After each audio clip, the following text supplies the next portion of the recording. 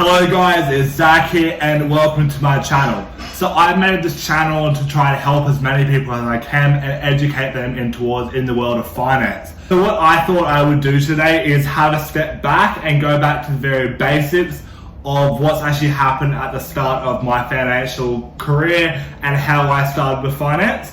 And I thought I would take a look through what everyone can and can't do and what they should be doing with their finances when they first start and how they should invest. So first off, what I'm going to do is I'm going to go through exactly how I started with my financing, and I'm going to show you what I did wrong and what I should have done.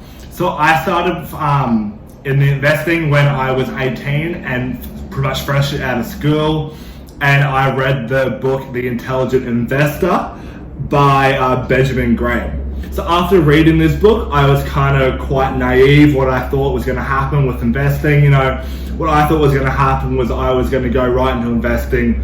I was going to invest all my money in one stock. I was going to double that money overnight. Then I was going to go again and again and again, and I was never going to lose any money, and I was going to be rich. You know, that's how I thought I was going to start investing. You know, I hope, I know a lot of people out there thought exactly the same when they first started as well.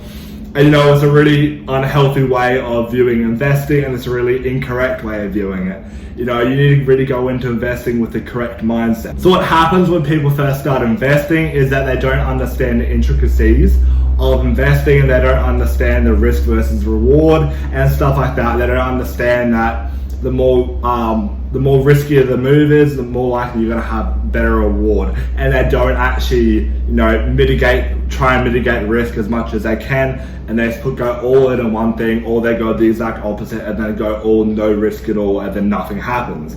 So there always needs to be a good middle ground, of which you have. A great example of risk versus reward is something that really happened recently with GameStop. You know, what happens is that stock rose a hell of a lot, but you know, during it, you never knew if it was going to go down 50% the next day, it was going to go up 300%. It was a very risky move to go and do that GameStop move. So my first piece of advice to those new people who are going to start investing is to have a good mindset when they start investing. Because if you go into the market with the viewpoint that you're going to double your money and you're never going to lose any money, it's never going to happen, because you're always going to lose money at some point or another, especially if you're doing individual stocks.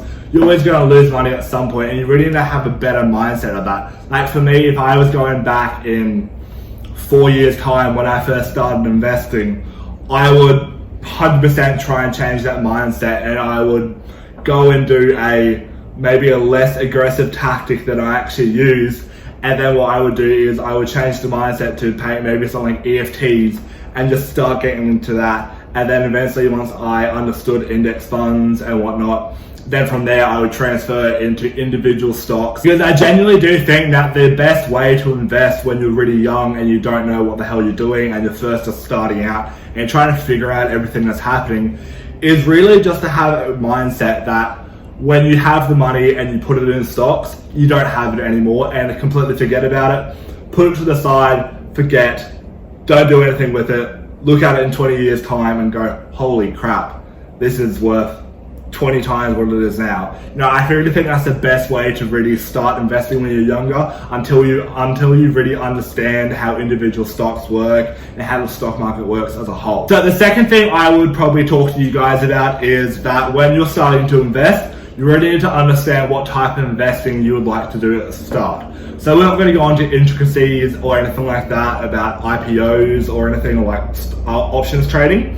What we're going to talk about is two really basic ways of trading, which a lot of people start out with.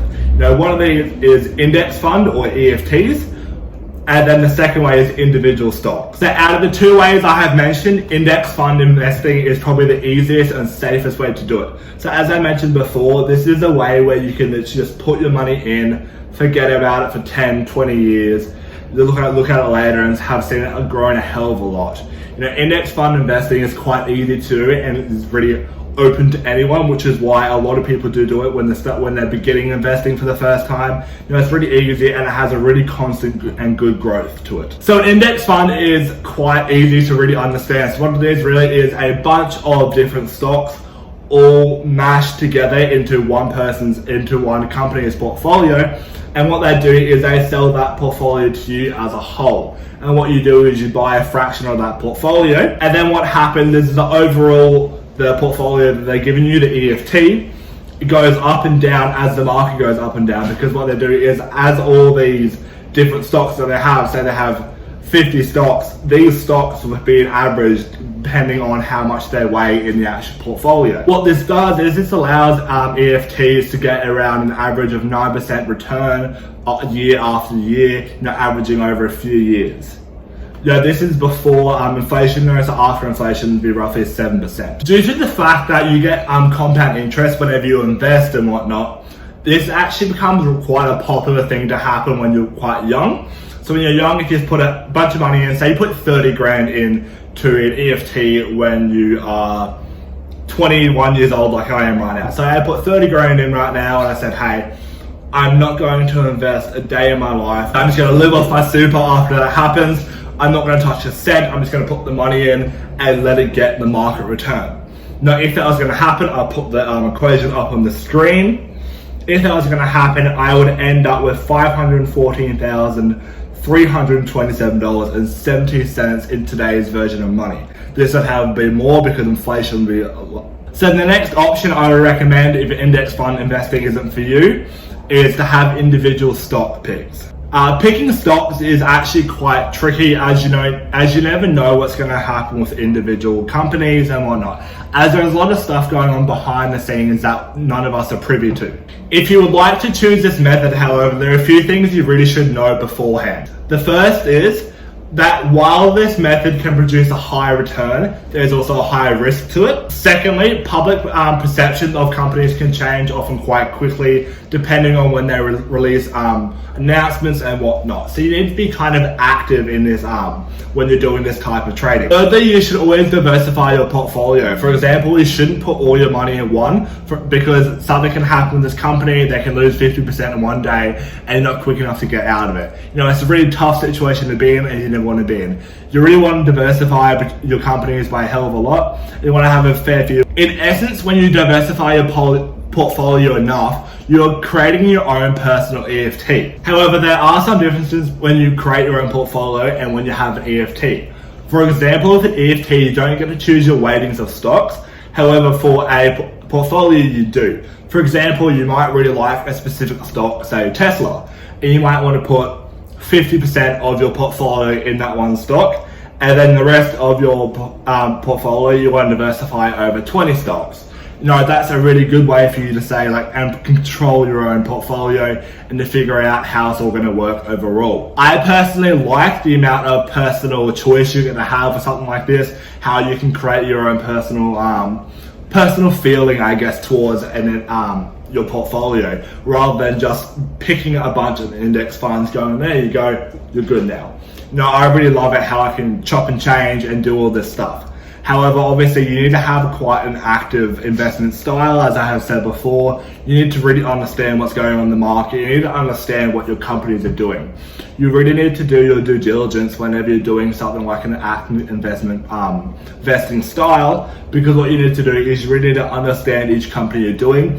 You need to understand where they're going towards in the future and how they're going to create more money in the future and how their revenue is going to continue increasing over time. So as you diversify your portfolio, what's going to happen is the systematic risk that is associated with specific stocks is going to decrease, and overall your portfolio is going to become a lot better, and you're going to be able to have a high return with a lower risk as your portfolio as a whole. Lastly, after you decide how you want to invest, whether that's EFTs or individual stocks, and you have selected your EFTs or stocks, what you want to do is you want to gradually increase the amount of money that you're putting into these stocks. So you don't, say you have 20 grand, you don't want to put your 20 grand all in one day. For example, what I do is normally I find 20 bad red days. So I say if I have 20 grand, I allocate 2 grand for each red day that I have. So a red day is a day that the stock or anything decreases, and I'm going to put money into that. What this does is it allows you to buy your stock at a lower price in the future. However, sometimes it does go higher. That's not a bad thing, but because you're still making money from that original one that you put it through. Meanwhile, it also, when you actually do something like this and you time your money and put it through over a period of time, what this allows you to do is have afterthought. For example, like I've had this before where I've been gung-ho in a stock and almost have gone all on, but I've said, no, I'll do this. And then a week later, I've said, hey, I love this other stock as well, so I'm going to split this money up more into this stock as well and diversify even more.